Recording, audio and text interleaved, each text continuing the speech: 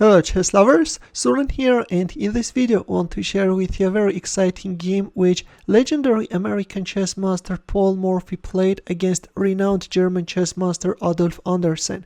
The game was played in 1858 in Paris. Both masters were the strongest players of the time, and watching their games is always a fun. This was a casual game, and Morphy with white pieces opened up with e4, to which Anderssen responded with e5. f4, King's Gambit is on the board, which was probably the most popular opening in those times. By the way, if you have noticed, I have left Stockfish run on the right side of the screen, and the reason for that is that Morphy is going to play this game with Angie's precision, and we will compare his moves with Angie's lines. He takes f4, King's Gambit accepted is on the board. Knight f3, g5. The g-pawn is coming not only to strengthen the pawn on f4, but also can step forward, harassing the knight. h4, in return white is undermining black's pawn structure on the king's side, and this line is known as the Kieseritsky Gambit. Knight e5, knight f6, knight takes g4. In here bishop c4 or d4 are also popular alternatives, but in the game we see knight takes g4, and that's a move which in this case is Stockfish's first choice, right? Knight takes e4, in return black is removing white's central pawn. d3, another move suggested by Stockfish. Knight g3, attacking the rook on h1, and bishop takes f4. Pay attention please, bishop takes f4 is Angie's first choice.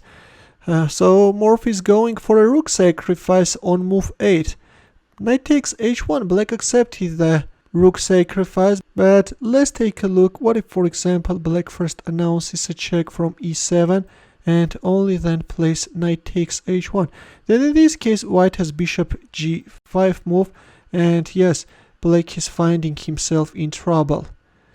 If king d8, then knight d5, discover check, and yes, black is in trouble. If here, then knight takes c7 is coming. This is a total destruction. That's why after bishop takes f4 we see knight takes h1, queen e2 check, queen e7, knight f6 check, relying that the queen is pinned, king d8, and bishop takes c7. Looks beautiful, but it turns out that all this is a theory, and Morphy even had this position that same year in 1958 with the black pieces. So I'm sure that Morphy is in his home preparations, but I have no idea how long his preparations stretch. Knight d5 check, and there we have it, a royal fork, after which Morphy is winning black queen, but in return black has two minor pieces and a rook against the queen. All in all, we have an equality on the board.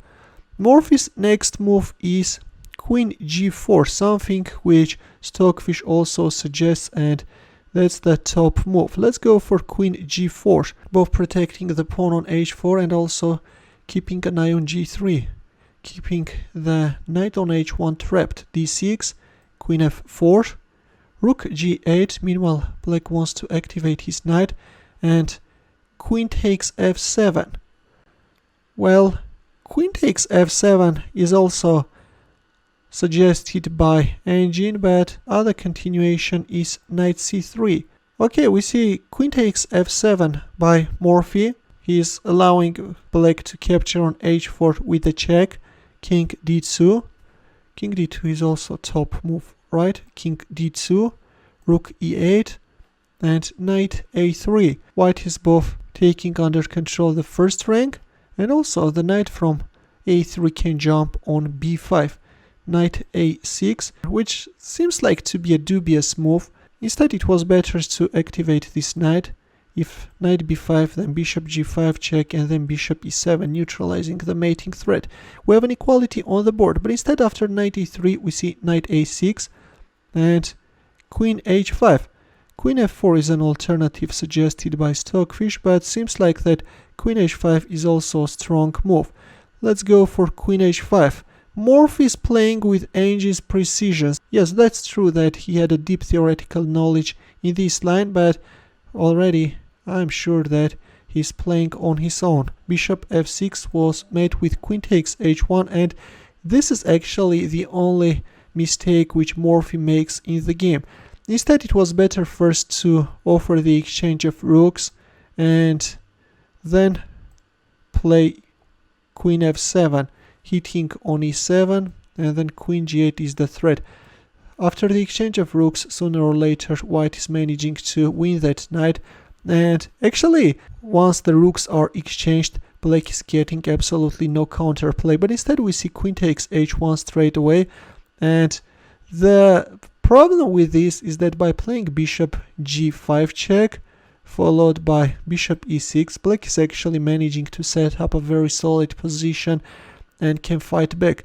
Instead we see bishop takes b2, which is losing. Here comes queen h4 check. Again, this is Angie's first choice move. Queen h4, king d7, and rook b1. Is rook b1 in our list? Yes, rook b1 is the third strongest move. Rook b1 was played. d4 is the move, opening up the light squared bishop's diagonal, but rook b1 is also strong. Bishop takes a3, and after queen a4 check we have a resignation. If king e7, then queen takes a3. At this point black has a rook and a knight against the queen, but there is no coordination among black pieces, and this exposed black king has no chance of surviving. So this was a very precise game by Paul Morphy. He actually made only one mistake, but all in all the game was very impressive. Hope that you liked my idea of comparing Morphy's moves with Angie's suggestions, and in the end let's also solve a chess puzzle. Please take a look at this position where with his last move white made a fatal mistake and played king b1. If you had black pieces, what would you play? It's black to move, and I will wait for your answer in the comment section.